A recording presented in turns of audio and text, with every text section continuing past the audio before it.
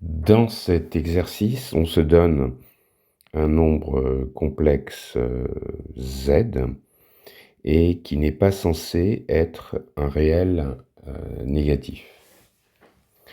Et on nous demande de démontrer qu'on a l'identité suivante, z plus module de z divisé par la racine carrée de la partie réelle de z plus encore le module de z, que cette quantité élevée au carré est égale à 2z.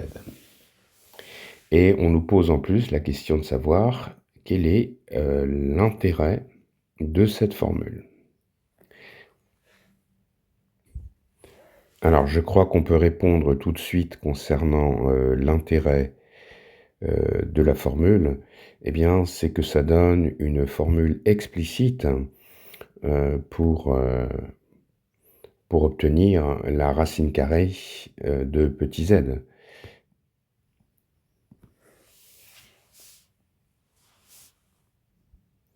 Donc quand je parle de racine de z, c'est de racine évidemment carrée de z. Maintenant, passons à la résolution proprement dite. Donc ce que j'ai pas envie de faire, c'est de faire une vérification. Parce que, évidemment, je peux partir du membre de gauche et puis faire un certain nombre de calculs. Je vais pouvoir élever au carré le numérateur, la racine carrée va tomber, je vais développer le numérateur, puisqu'il est élevé au carré, et il y a sans doute une simplification qui va s'opérer. Mais évidemment, ça, c'est pas intéressant, parce qu'on ne sait pas d'où vient cette formule. Donc, ce que je vais plutôt chercher à faire, c'est à découvrir la formule, de savoir d'où elle vient, et de façon aussi naturelle que possible. Alors, on a bien compris que le problème, c'est un problème de calcul de racine carrée, et en fait par la méthode algébrique. Donc, je vais poser z égale a plus ib, donc c'est l'écriture algébrique de z, où donc a et b sont des réels, et je vais chercher une racine carrée, une racine carrée de petit z. Donc, je vais introduire x et y réels tel que z soit égal à x plus iy au carré. Donc, où x et y sont des réels à déterminer. Et puis, on va faire comme dans cette méthode classique de recherche algébrique, c'est-à-dire que on va développer et on va identifier les parties réelles et les parties imaginaires. Donc, quand je développe ici, ça fait x carré plus y au carré, donc moins y carré. Et puis, la partie imaginaire, donc ça va faire le double produit de i xy. Et ça, c'est censé être égal donc à a plus ib. Et donc, je peux identifier les parties réelles et puis les parties imaginaires. Donc, ça me donne le système suivant, x carré moins y carré égale petit a, et puis 2xy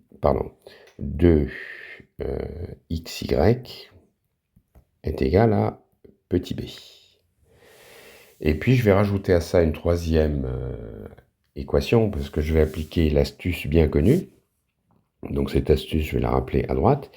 Tout simplement, je vais me placer ici, et je vais calculer le module de chaque côté. Donc j'obtiens que le module de z est égal au module de x plus iy au carré. Mais le module d'un carré, c'est le carré du module. Donc ça me donne x, le module de x plus y, le tout élevé au carré. Et ça, on sait bien que c'est x carré plus y carré. Donc je vais rajouter l'équation x carré plus y carré est égal à module de z que je vais laisser tel quel. Alors à partir de là, on va chercher à résoudre. L'idée est la suivante, c'est que je vais extraire, ici j'ai l'équation numéro 2, je vais extraire y de cette équation, donc en fonction de x, et je vais calculer x à l'aide de la première et de la troisième. Donc si je veux calculer y, y ça vaut b sur 2x, à condition que x soit différent de 0. Donc que se passe-t-il si x égale 0? Si x égale 0, eh bien je remplace ici, et je vois donc que petit z est égal à, donc je remplace, il me reste moins y carré, et puis la partie imaginaire est nulle, donc ça fait juste moins y carré. Et comme y est un réel, son carré est positif, et donc le résultat est négatif. Donc ça veut dire que z est un réel négatif. Or, justement, dans l'hypothèse, eh bien, on le voit ici, on avait bien exclu le fait que z soit un réel négatif. Donc, de cela, je conclus que, en fait, x est forcément différent de 0. Donc, je n'ai plus qu'à calculer x maintenant. Donc, pour calculer x, je fais faire la somme de 1 et de 3, donc ce qui va éliminer y, et j'obtiens 2x carré est égal à a plus module de z. Et là, c'est quasiment fini, parce que je n'ai plus qu'à écrire x plus y, et donc x plus y est égal à quoi? Eh bien, x plus y, alors y c'est b sur 2x. Je réduis au même dénominateur, ça me fait 2x carré plus ib divisé par 2x. Et le 2x carré, en fait, je le vois ici même. Donc, je vais remplacer. Ça me fait a plus module de z plus ib divisé par 2x. Alors, ici, moi, ce que je veux, c'est trouver une des deux racines en réalité. Donc, elles sont opposées. Par conséquent, je vais prendre la racine carrée positive. Donc, ça me fait 2 que multiplie donc racine carrée de a plus module de z divisé par 2. Et donc, je termine de réduire. Ici, je constate que j'ai a plus ib qui n'est autre que z. Donc, ça me fait z plus module de z. Et puis, ce qui est en bas, ça peut se simplifier. Je vais avoir la racine carrée qui elle, ne bouge pas. Alors, je peux peut-être modifier a, sachant que a, en fait, c'est la partie réelle de z, puisque z, c'est a plus ib, avec a et b réels. Et puis, le 2 sur racine de 2 va se simplifier en racine de 2. Donc, quand je regarde le début et la fin, je vois que je peux écrire racine de 2 facteur de x plus y est égal à z plus module de z divisé par racine carrée de la partie réelle de z plus le module de z.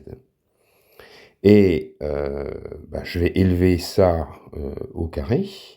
Et je vais utiliser le fait que x plus y est une racine carrée de z. Donc ça me fait, racine de 2 au carré, donc ça fait 2. Facteur de x plus y au carré, donc x plus y au carré, je vais le rappeler ici, eh bien x plus y au carré, par construction, ça vaut z, c'est écrit ici même, c'est écrit à cet endroit-ci. Donc, plus donc 2z, veux-je dire, et puis c'est égal à donc, ce qui est le membre de droite élevé au carré. Donc ça fait z plus module de z divisé par racine carrée de la partie réelle de z plus module de z, le tout au carré. Et ça, c'est exactement, la formule qu'il fallait, obtenir. Il suffit, de comparer, hein, 2z égale z plus module de z divisé par racine carrée de partie réelle de z plus module de z élevé au carré, et c'est exactement ce qu'on a obtenu.